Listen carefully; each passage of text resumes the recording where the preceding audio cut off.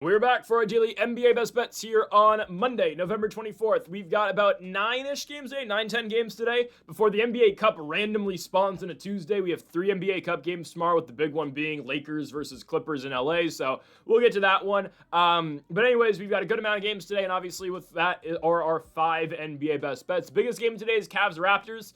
I don't have a best bet for that, just because I legitimately don't know who's going to win. Back-to-backs for both teams. I was leaning Toronto, but I'm like, I can't with good faith tell you, okay, that's a best bet. So we're just going to completely stay away from the video. If you want to bet it, have fun, but I think it's going to be a really good game. We'll see right now who the best team in the East is off of that one, other than the Pistons, obviously. So that's a good game. We're going to be talking about some other ones here today. And folks, before we get into the video, make sure to hit that subscribe button down below for some more daily college basketball best bets here on the channel. Sorry, NBA best bets on the channel. My goodness, earlier today. That was our college basketball best bets, so go make sure to check that out. That's linked in the description down below. And later today at 4 o'clock, our college football predictions. I haven't recorded it yet. I'm recording it right after this video. Might be 5 hours. No, I think I'm gonna short it to about 4.5. But yeah, I don't even know myself how I'm gonna do it. I'm not gonna take a single break. That's gonna be something. Anyways, folks, let's do it. First now, 5 best bets today for the NBA, and yes, we're kicking things off with Michael Porter Jr. Yep. First best bet today is MPJ. I will say this now. I'm only doing 1 player prop today, because there are 4 moneyline such spreads I'd rather have. So this is the one and only player prop, and it is Michael Porter Jr. And we are going to go with MPJ over 24.5 points. Because, guys, he goes over this pretty much every single night now. He averages 27 in the month, excuse me. But last 4 games for Michael Porter Jr., and sure, he's barely getting over in some of these games, but still, 34, 25, 33, 25. He has the capability and the potential to score 30-plus points a night, and it seems like right now his floor is like 24-ish. We just got to make sure he doesn't score 24 and he scores above that. But again, let's specifically look at this 4-game stretch, 2 of which, by the way, are against the Boston Celtics. That's why I like this, because they are playing another team who plays like the Celtics, right? Obviously, the Knicks are better than Boston is, but it's a team that defensively is kind of like how Boston approaches things. They're a fast-paced team. Offensively, they play the same exact way. They shoot a bunch of threes, and the entire, that game, the games, Knicks and Celtics games are paced and feel like the same thing. So that's why I like this spot a lot. By the way, if you want to look at MPJ's only game against the Knicks so far this season, okay, 26 minutes on the road, 25 points. Barely clears, but we get it. Okay, so these last 4 games, though, in Washington, this is the game that kind of started this MPJ hype train. I know, again, NBA Twitter now is talking about trades for Michael Porter Jr., about how maybe a Warriors would like to get MPJ. And, I've been saying I think he's going to kind of fall into the Lauri Markkanen, fake stat line, empty stats line of, he looks great, but then he's going to come to a contending team, and that's not going to be all that, amazing for them. And I get it. The entire reason that the Nuggets traded Michael Porter Jr. is because they believed Cameron Johnson could be better for them in the postseason and could actually give them reliability come, in the spring and into the summer. Again, we'll see about that. Obviously, so far, it's been a lost trade for Denver, but you could never expect Michael Porter Jr. to put up the number and amount of stats he's putting up right now, obviously, right? No one thought MPJ was capable of being a 25 points per night scorer, and that's exactly what he is right now. However, last 4 games for Michael Porter Jr., 34 points against the Wizards in 34 minutes, 25 points in 34 minutes against Boston, and 33 points in 37 minutes in the second game against Boston. Last game in Toronto, that was yesterday, but still scored 25 points in 33 minutes on 4 of 9 shooting from beyond the arc and 9 of 18 from the field. It's what happens when you're a team's primary scorer.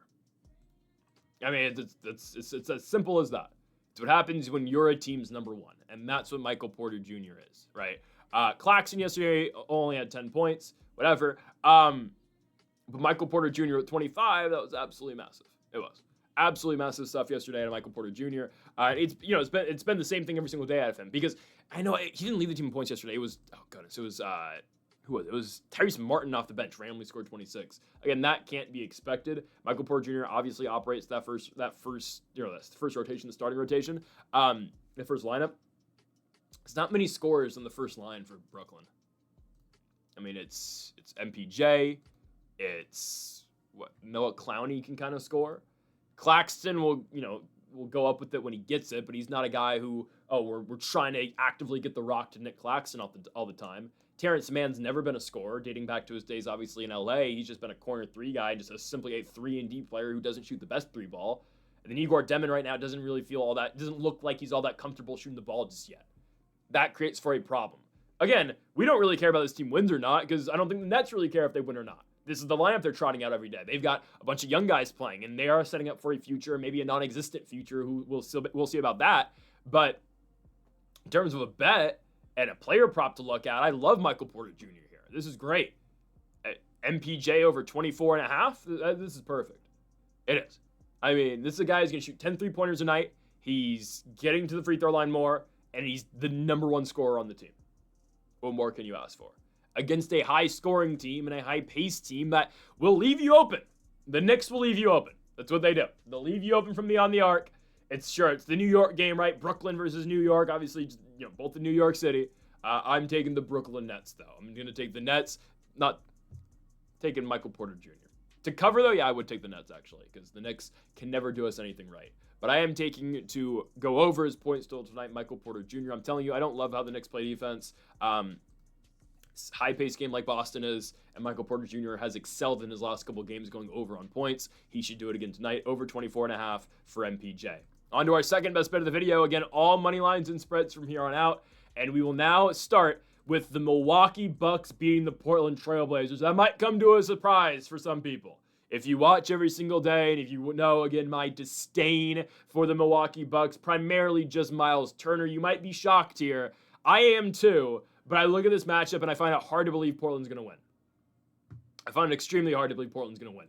And now this is where the Blazers get you. Don't get me wrong, this is where Denny Adjiva gets you. When you don't think they're going to win, they pull one out of their ass. I don't think so tonight.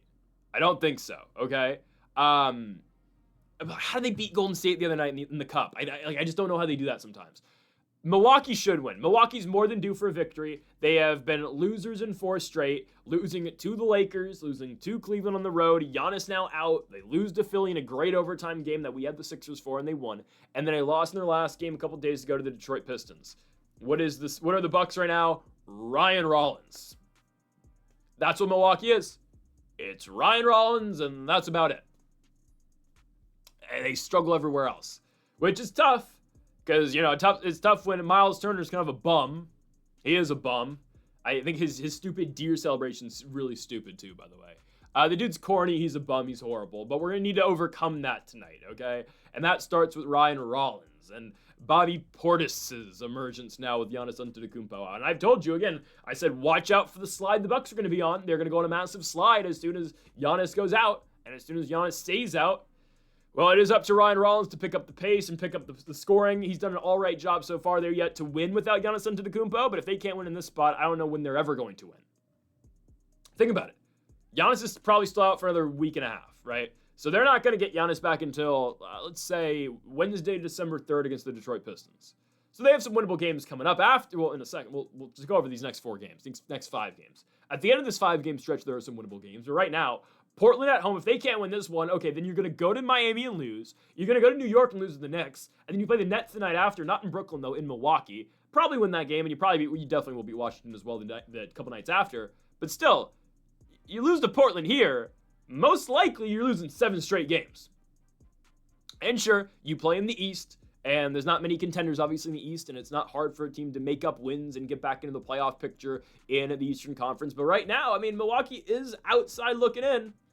They're the 11 seed right now, and, who's to say if these 10 right now that are in aren't going to be the 10 that actually get in? It's Detroit, Toronto, Cleveland, Miami, Atlanta, Knicks, Bulls, Sixers, Magic, Celtics. We shall see. The Bucks are right now the only, credible team on the outside looking in. Obviously, the bottom 4 in the East are the tanking teams, right? The normal suspects plus the Pacers who decided to tank this season for reasons, obviously. But Charlotte, Brooklyn, Washington, and obviously Indiana. You got to win games eventually. And this is the type of game that if I'm the Bucks, you need to win. You got to go out here and win this basketball game. Again, Portland has been losers in 4 of their last 5. Randomly, they win the cup game because that's just what they do, and it doesn't make sense that randomly Caleb Love drops 25 points, 26 points in Golden State against the Warriors in San Francisco. But then last night, OKC gets their revenge against the Trailblazers. Not surprised. Shai Gilgeous-Alexander already had a 30-point game at halftime. I keep saying it all the time. I don't want to get too deep into OKC right now because we've talked about Thunder so much, but it's true, man. How do you beat that team? Seriously, How do you beat the Oklahoma City Thunder? I don't know. I don't have the answer. I don't have the answer. They're 17-1. But yesterday, OKC dominates Portland, and sure, again, Portland doesn't have to play their guys late in the game. They got all of their primary bench guys, big run at the end of the game. I'm talking about Chris Murray, Dupreet, Young Hassan, Caleb Love, Javonte Cook, Rupert. Like, they got all of their bench guys running that game, and I get it. No Robert Williams yesterday, no Drew Holiday, no Shaden Sharp. Maybe they get those guys back today. Still, though, for the guys who did play yesterday, I'm talking Ajava, I'm talking Kamara, I'm talking Klingon. It is a second night of a back-to-back. And who knows as well, again, are you going to get Sharp back? Are you going to get Robert Williams back? Drew Holiday's out for a couple more weeks. The Scoot Henderson thing, I thought he was going to be coming back earlier, but I guess not. Scoot's still out. I got to go with Milwaukee here. It's a team that I don't trust, sure. But, again, my point being, if you can't win this game, what game do you win? That's the real question. So I think they get this one. And yes, I'm relying on a big effort out of Ryan Rollins, but I do think we get that tonight out of Ryan Rollins. I think the three-point shooters come on as well. Kuzma's been playing better ball. No Giannis in the lineup. Okay, it's Kuz time. Oh, great. Miles Turner is a bum, but can sometimes hit threes. Did it at the end of the game to, some people thought, win the game against Philadelphia until obviously Tyrese Maxey happened and ended up winning the game in OT for Philadelphia. But you got Miles Turner, who can shoot, AJ Green, Gary Trent. There are guys in the team that are very viable three-point threats. And they just need to give Ryan Rollins some help because there's only, again, so much Ryan Rollins can do with this basketball team, which sounds absurd, by the way, at the beginning of the season if you were to tell me, early in the year, we're 15 games in the season. I'm talking about how much help can Ryan Rollins get tonight because his team doesn't get him help. It is absurd, but it is what it is. I'm going with the Bucks to win -130. They are bums. They are horrible if they can't win this game, so that's on the line tonight. Go Bucks, I guess. If they can't win tonight, where's Victor Oladipo? Man, third best bet of the video. Let's go to the Smoothie King Center over in New Orleans, Louisiana for the New Orleans Pelicans and the Chicago Bulls. I like New Orleans to not cover, so give me the Bulls -5. I understand the Bulls are playing very mediocre basketball right now. They have not covered this line in a very long time. They have not covered this line since, oh my goodness, Halloween. They haven't covered, and that's kind of why I'm picking them here. They're so due for a blowout win. They have been playing they've been right there with so many squads. Why are you beating Washington by 1 point? And we saw that on Saturday. Who was it? It was Jalen Smith after the game. Vucci Main gets the interview and they're trying to pump him up. Jalen Smith's in the background. Yeah, dude, get excited. And Vuce is like, this team played like crap. It's embarrassing. And honestly, partially, good on Vuce being the veteran, calling that out. Vuce, it's kind of on you. You don't play defense. Now, I get it. He did score 28 points. The reason he got the interview and the reason why, a very good reason why they won the basketball game. But, dude, I keep saying it. Vucci Main is a liability underneath the hoop. He doesn't get rebounds. I don't think it's going to be too much of a factor tonight. At least I don't hope. I hope not. And I get it. He's going to have to deal with the new sensation. That is Derek Queen. If you watched college basketball last year, if you watched the NCAA tournament, you knew how good Derek Queen was. Derek Queen's like Alfred Şengün. Serious. I think Vucci Main might be able to win down low against him. I mean, he's much bigger than Derek Queen, but Derek Queen obviously way more of an athlete. Actually, Vucci Main is not that much bigger. They got Vucci Main listed at 6'9" now. Guys, I'm 100% confident that he used to be built at 6'11". I'm about to look this up on AI. I'm not joking. I'm gonna ask GPT a question right now. Has Nikola Vucevic always been listed at 6'9"? And maybe I'm getting Mandela affected here, but I can almost guarantee you he's always been 6'10". Okay, or 6'11". Okay, good. Yes. Okay, so ChatGPT's actually backing me up here. I won't show it to you because it's just real quick. Yeah, USC was listed at 6'10", and the Bulls used to have him listed a couple years ago at 6'11". So he's shrunk. What? All right. Well, I guess Derek Queen's gonna score tonight. Oh my goodness. How did Vucci Main get shorter? He's only 35. You don't shrink at 35. Crazy. What's important tonight, though, is that Kobe White's playing. I don't know what's gone on with the Bulls. They have a bunch of injuries right now, but it's really no one I'm too concerned about. Noah Coro sucks, yes. But that means Kobe White's back in the starting lineup. He has been back in the starting lineup as of their last game. Thank you. No more Patrick Williams, please. Thank you. That's great. No more big Patrick Williams minutes. Williams might not play tonight, but the only important thing is that Giddey, White, Buzelis are playing, and then I guess Vucci Main's playing, and then is Desumu going to start? Kevin Herter going to start? Whatever. I think it should still be good enough to beat the Pels and cover against the Pels, because for as great as Derek Queen's been playing, he's been amazing for them, rookie out of Maryland. It's not like this team's winning. The Pels are 2-15. I mean, it's to the point now. All right, is this Derek Queen's team now? I know we're only like 4 games into the Derek Queen run, but like, it's like, big time Derek Queen basketball. Is it time we start, saying this is Derek Queen's team and it's time to move on from Zion? Not because, Derek Queen, like, not because, they can't coexist in the same squad. It's just, what is Zion's purpose now? I'm serious. What is Zion's purpose on this team? That Derek Queen kind of does everything better than Zion. And I know they're two different players, but I mean, Derek Queen's like a better 6'9" version of Zion Williamson. That's harsh. Zion's still averaging 20 points per game, and I'm going based off like 7 games of Derek Queen. But honestly, like on top of that too, it's like, all right, well, the Zion run we've known it's over. That his contract's coming up. They need to trade him. You need to get something out of Zion. The era of trying to win with Williamson's, unfortunately, it's failed. It was supposed to be the next chosen one. Unfortunately, he has not panned out to be that. So the Pels are 2-15. They have not won a game since November 5th, where they won back-to-back games, beating the Charlotte Hornets and beating the Dallas Mavericks on back-to-back nights. Yeah, Mavericks, you are pathetic. Pathetic.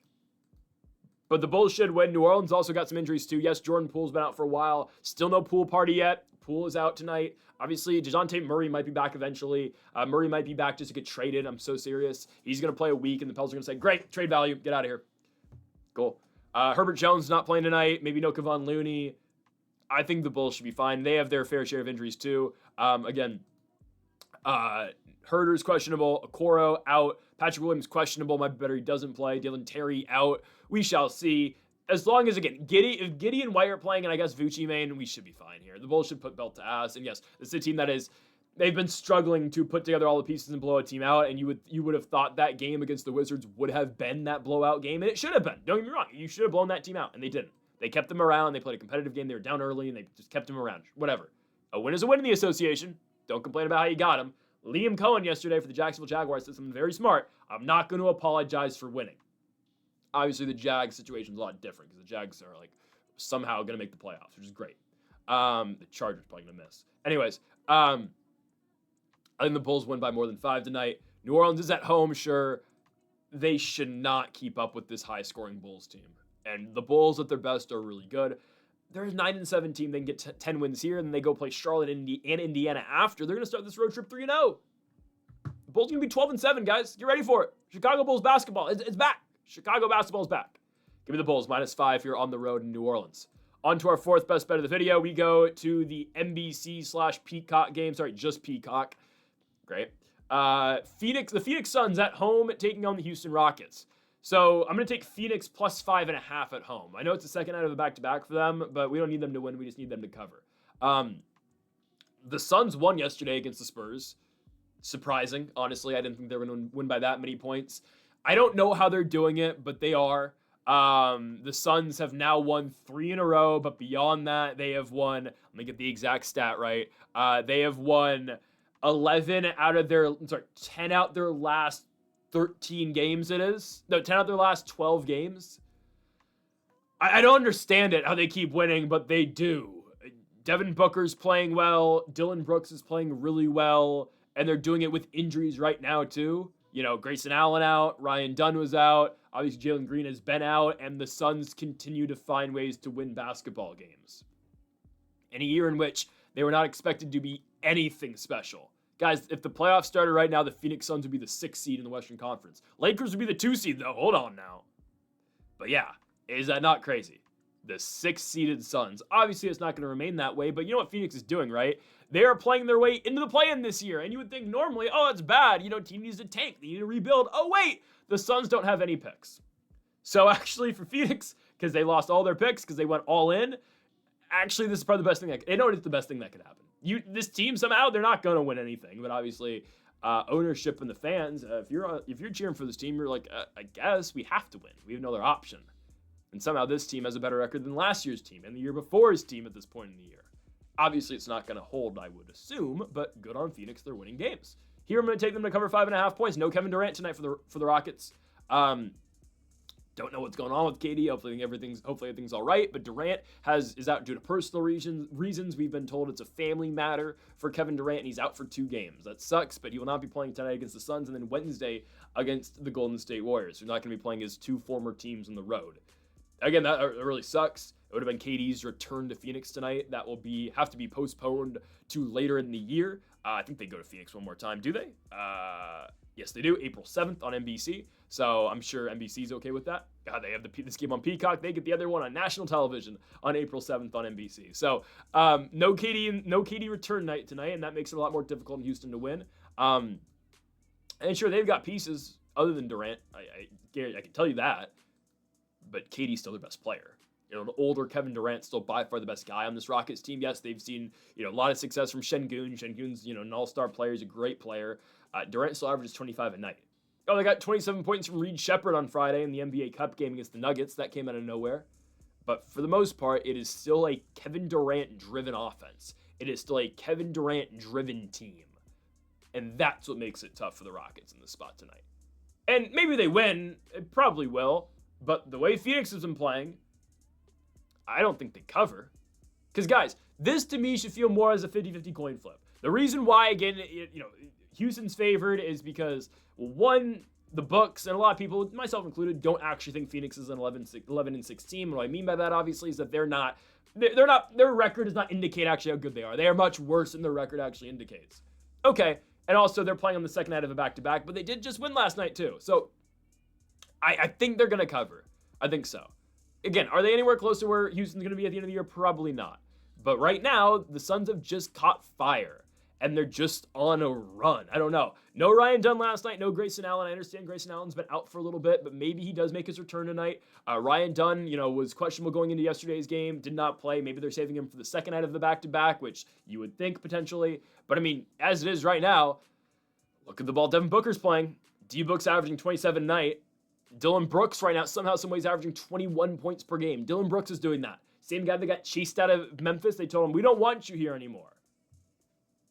Dylan Brooks, obviously part of the Jalen Green trade. He's the only one tonight who's going to be playing in a revenge game because obviously no Jalen Green, no Kevin Durant. Well, Dylan Brooks gets his revenge game, and he's been playing really good basketball somehow this season. And not just, he's playing well defensively. He's playing really good offensive basketball. And then beyond that, we talk about all the time with the Suns, the shooters. Royce O'Neal can hit a shot when you need him to. Royce O'Neal stands at the 3-point line all game long, waiting. Shot. Mark Williams obviously has been pretty good under the hoop this year. He's been a good center. Colin Gillespie off the bench comes in there and shoots. They've got Jordan Goodwin kind of on the same thing too. I know Goodwin's nowhere near the level of shooter Colin Gillespie is. But that's just what the Suns do, man. And yeah, they're playing the tallest lineup in all of basketball, but obviously that comes down with no Kevin Durant tonight. We shall see who they replace Durant with in the starting lineup. I assume they're just going to start Reed Shepherd.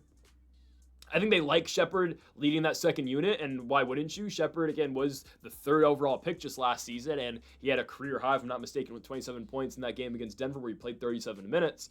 But I think you need to start Reed Shepherd now at the 1 with no Durant, and then obviously you just move Amen Thompson to the 2 spot, which is fine. Regardless of all that, though, I'm still taking the Phoenix Suns to cover. Don't even need them to win, but I'm going to take the team that's won 10 out of their last 12 games at home. Yes, it's a back-to-back, but at home, they've won 10 of 12. No Kevin Durant. To me, that does point Phoenix. Give me plus 5.5 at home for this Phoenix Suns. 3-point ball all night long. Phoenix covers the 5.5 against the Rockets. On to our final best bet of the video. We go to the Bay Area, to San Francisco, California, for the Golden State Warriors and the Utah Jazz. Why are the Utah Jazz 14-point underdogs? I'm now seeing 14.5 on the Utah Jazz. Why? Why are they that big of dogs? That's a little surprising to me. It is. They just played a very competitive game with the Lakers last night, and they played 2 really competitive games with the Lakers. I mean, both the games that Utah played against Los Angeles, they cover 14.5 points. Lost the first game by 14 in a game that they were winning, throughout pretty much until the fourth quarter, late third quarter. And they played a very competitive game with the Lakers. Guys, Lauri Markkanen yesterday had a game-winning shot to win the game. Keontae George at the end of the game got a 3 to win the game. They had multiple game-winning looks. Did not hit, obviously, on different possessions, but still. They played a really tough game against a really good team in the Lakers who are looking good. The Lakers are looking much better. I get it. Los Angeles, they've had better nights, and the Aiden injury yesterday sucked. I think Aiden's going to be fine. At least I hope he's going to be fine. But Utah played the Lakers really tight. And Utah's been playing everybody really tight except for the Thunder, but that's the Thunder, so who cares? Every game the Jazz play, we're going to list them now, they don't lose by 14 points. Barely. Like, they rarely do this, what I'm trying to get across. Let's just look in the last week. Lakers game, 2-point loss. Thunder doesn't count. Lakers lost 14. They beat Chicago 150-147. Atlanta 132-122. Okay, cover. They beat the Pacers. 7-point loss to the Timberwolves. That's the last 2 weeks. Last 2 weeks, Utah has covered this line in every single game that they have played, other than the Oklahoma City Thunder, who are hands down by far the best team in the National Basketball Association and the deepest team in the NBA, and the best defensive team as well.